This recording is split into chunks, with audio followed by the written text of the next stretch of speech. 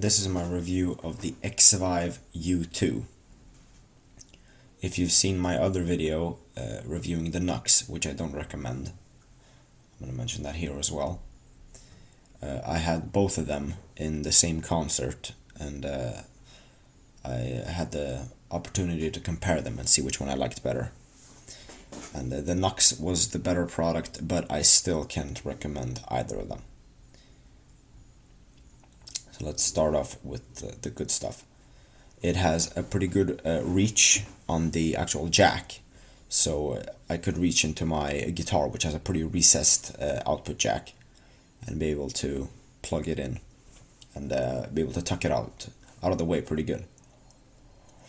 It's pretty well marked with which end is the receiver and transmitter. It's just in plain text: receiver, transmitter, easy. You understand what they mean.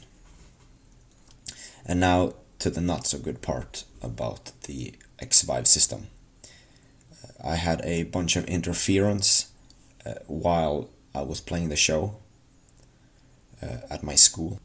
So it worked fine during sound check, but as soon as it was time for the show and people pulled out their phones, then it started to have a bunch of interference, and my guitar signal started dropping out, which is a big flaw that is just basically makes it unusable for live use, because you can't, nowadays everybody has phones, so you can't have that be a possible factor in disrupting your signal to your amp. They feel pretty cheap, feel pretty plasticky, and the buttons feel cheap. The light system for telling you which channel you're on is quite poorly designed. It flashes once to show you're in channel 1, 2 times in channel 2, and so on for the 4 channels. Now, that's very hard to tell from a glance.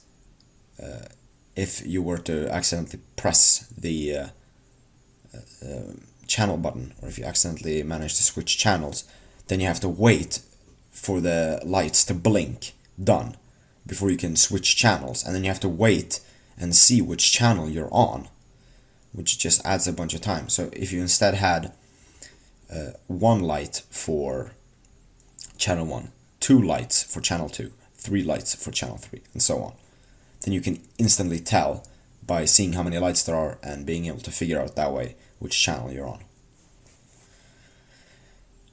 The only person that I could see this being applicable for is the bedroom player that wants wireless, if you want to jump around in your room, but usually a cable is good enough for that.